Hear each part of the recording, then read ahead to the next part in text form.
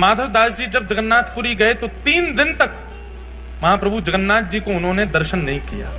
जगन्नाथपुरी पहुंचते ही जगन्नाथ जी का श्री मंदिर देख करके रोने लगे और रोते रोते समुद्र के किनारे बैठ गए और जाकर के अपने आप को कोसते हुए रुदन करने लगे। किसी ने पूछा माधव दास जी ने दर्शन क्यों नहीं किया? बोले माधव दास जी अपने मन में विचार करने में 21 वर्ष का हो गया, अपने 21 वर्ष मैंने विषय भोग में व्यतीत कर दिए, जगन्नाथ जी की शरण में पहले क्यों नहीं आया?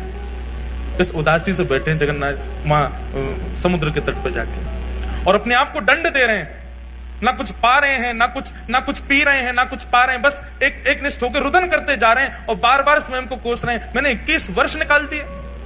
अरे तो भाई किसी ने कहा माधव दास जी को प्रसन्न हो जाना चाहिए, अब तो आ गए शरण में। बोले अब जीवन का कोई पता है क्या? मेरे जीवन के केवल इतने ही दिन हो, 21 वर्ष 6 दिन की मेरी आयु हो, तो इसका मतलब अब शेष 3 ही दिन रह पाऊंगा मैं ठाकुर जी की शरण में। 21 वर्ष तो मैंने विषय भोग में निकाल दिए। इस बात से परेशान होकर रोने लगे। अच्छा, माधव दास जी ने कोई 3 दिन का नियम नहीं लिया था। माधव दास जी तो मृत्यु पर्यंत अनशन पर बैठ गए समुद्र के तट पर जाके कि मैंने अपना जीवन व्यर्थ कर दिया, ठाकुर जी की शरण में पहले नहीं आया।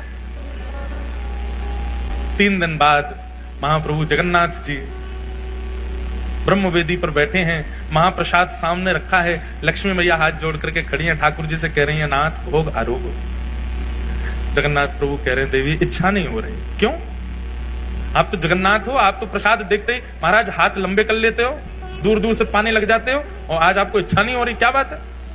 महाप्रभु जी कहते हैं एक मेरा भक्त सब छोड़ के आ गया, सब त्याग करके आया, त्याग करके मेरे शरण में आया है, लेकिन इस बात की ग्लानि में बैठा है कि इतने वर्ष मैंने क्यों संसार में विषय भोग भोगे।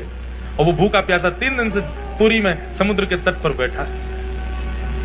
मुझे उसकी याद आ रही है, मुझे भूख नहीं लग रही है, तुम कुछ करो, उसके पास प्रसाद भिजवाओ, वो पाएगा तब मैं प्रसन्न होऊंगा। लक्ष्मी जी ने स्वर्ण के थाल में महाप्रसाद को सन्मुख का थाल जिसमें महाप्रभु जगन्नाथ भोग लगाते हैं, वही थाल जगन्नाथ जी के अधरामृत से युक्त थाल एक बालक का रूप धारण करके माधव दास जी के पास ले जाया गया और माधव दास जी के पास रख करके कहा, बोले कि आप ही माधव दास हैं? स्वर सुनकर के बोले हाँ जी मैं ही हूं। बोले श्री ठाकुर जी ने आपके लिए प्रसाद भेजा है मंदिर से, पा लीजिए।